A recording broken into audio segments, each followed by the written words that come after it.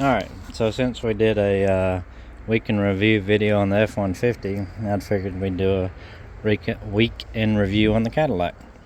So, a lot's transpired since the last time we saw this thing. Last week was pretty busy. So after I did the video of this thing, I put it in the shop, got everything out of the shop, put it on the lift, and pulled the fuel tank out where the drive shaft had rubbed through the tank, and I'm not sure, I still don't understand how it happened, so I'm trying to find a spare tank at the moment actually. But the CTS tank is the same as this tank, even has the same numbers and everything on it. So I think what happened is the drive shaft rubbed the heat shield, or the shield, or whatever it is, heated the shield up, hence the name heat shield, and the heat shield melted right where the hump is for the drive shaft. So it melted the tank and then caused it to leak. So got the new tank in, cleaned it out, took the guts out of the CTS-V tank, put it in that one, got it in. You got to pull the exhaust, the drive shaft, you got to drop the front cradle to get to the straps to get it out. The front bushing on the differential was solid. I expected it to have a lot of up and down slop, hence the rubbing the gas tank. So I haven't driven the car very hard because I don't want a repeat of the gas tank problem. So my wife did a quick wash on it, and my buddy's gonna polish it and detail it for me. We got a radio ordered for it. It's shipped. I bought a few $1,000s in parts already on it. So, it's funny, you go to Summit and you order a couple $1,000s worth of parts, and you think they're going to bring out a forklift and a pallet jack and all this stuff, and then they bring it out in one box, and you're like, man, that's it. And then you walk it out to your car and put it in the back seat and drive home. So I did drive it to Summit. I got a cool picture of it from Summit. I might make it the thumbnail. But so I got the gas tank in, then drove it. Drove the kids to school the next morning in it, and lo and behold, water pump goes out. So I went to Summit. Was doing a DOD delete on another truck, so I grabbed a new water pump, which is way down in there, and I had to pull the throttle body off to get the water pump out. And I bought a fresh set of spark plugs and was gonna change it, and then I was like, you know what, when I pull the engine out, I'll change it then and not worry about it, because that does not look fun. So I'm sure once you pull the covers and the coil packs and all that off, but I think what I'm going to try to do is drop the engine trans and everything out from the bottom, and that looks to be the easiest. I really don't know. But it doesn't look like it would want to come out the top, so I'll treat it like a F body and then just pull everything out the bottom.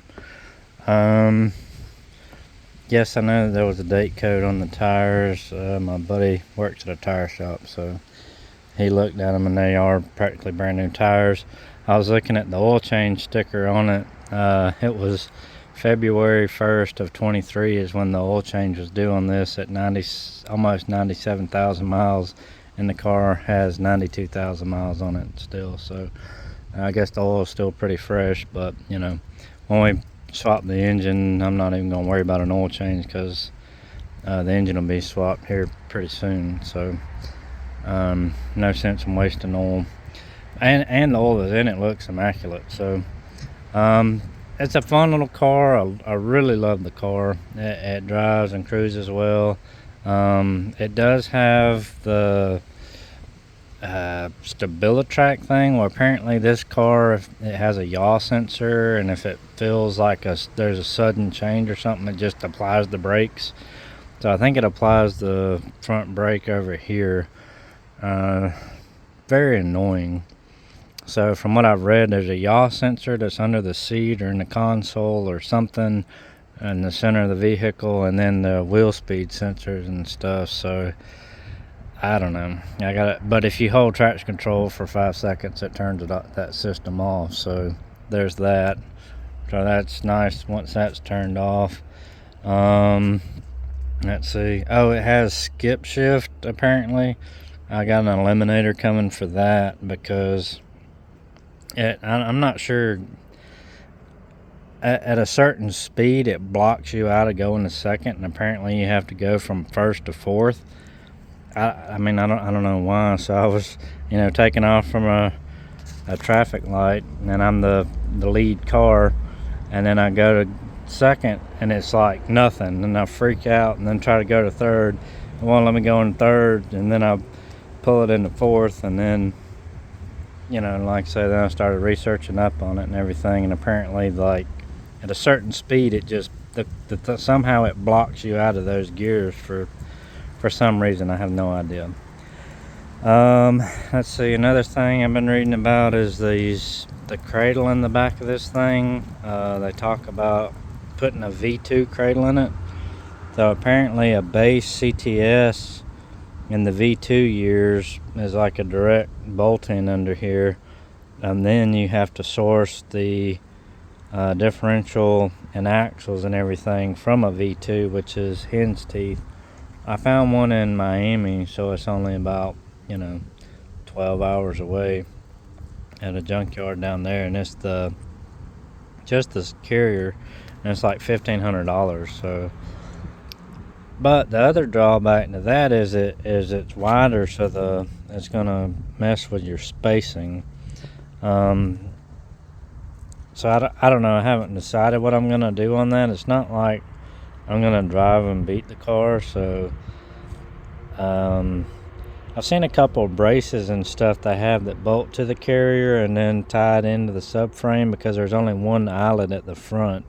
And I have a 390 chunk for it that I bought out of a SRX for like $250. So, but that's before I realized that this car already had a 373, and I kind of like the gearing of the car, because years ago I had a 94 GT Mustang that had a 408 Windsor in it, and I used a Camaro T56, and because I was a stick shift guy, and I thought I wanted the overdrive of the Camaro, which in 6th gear was 0.5, and I had 14 gears in it, and it was a short little tire like these. It was almost 26 inches tall, and it was 90 miles an hour was 2,000 RPM, so basically 6th gear was useless. But this car, I haven't looked up the ratios for this transmission. Apparently it's different from the others, and that's another thing, is a shifter in these cars, it's not integral to the tail housing, where what I'm used to is you got 4 bolts that the shifter bolts in and has a direct linkage to the transmission. This one has like arms and stuff that puts the shifter way off the back of the transmission, and has all these bushings, which every little bit of movement in each bushing adds up to a mile at the handle. So apparently a shifter is a very common mod on these things, and there's some guy on the forums named Brian, I think. He used to mod one up, a Hurst shifter or something, that was pretty nice, but apparently he doesn't make them anymore, so I'm always late to the party. But I think UCC or UC or somebody has one. I think it's $350. So you get more bushings, and then you weld something, and I'll look at all that when I got it out. So another thing is they do get rid of the 1-piece or the 2-piece drive shaft. That carrier bearing in the middle, apparently it's problematic. So the 1-piece drive shaft's $1,300. But that center support, somebody makes one, JXB or something, and it's $250. So I haven't decided what I'm gonna do on all that yet. I think I've got everything else figured out in my head until I change my mind. But I've just enjoyed driving the car so far.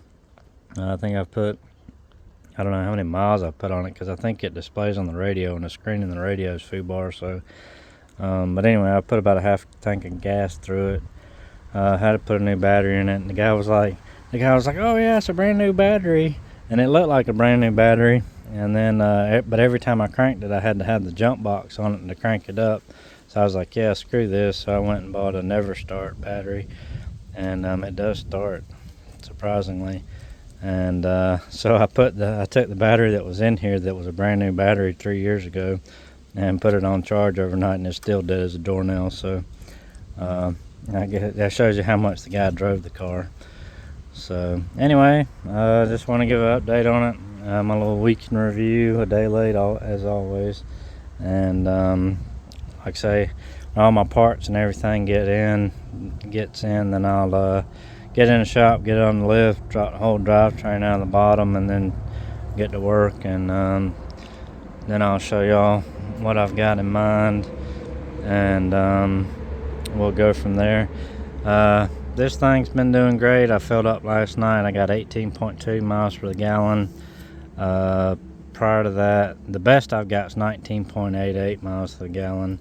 And the catch can, I finally drained the catch can and got like a container, one of those little short bottle things, and it filled it up. So it was just, I was surprised how much was in it, to be honest, because I think it had about 500 miles on it. And then I went ahead and changed the oil. I think I put about 3,000 miles on it, so I just want to go ahead and change the oil in it. I'm just kind of funny about that. But wanted to change the oil and check the catch can and all. And then I got a guy checking on me for some phasers and all that stuff to get that taken care of. But anyway, working on Trailblazer right now, trying to get it squared away and trying to get it running this week. So I'll do, once I get a little further along with it, I'll do an update video on that, and then hopefully my parts will all be in soon for this, so we can rip into this thing and bump the power up just a little bit.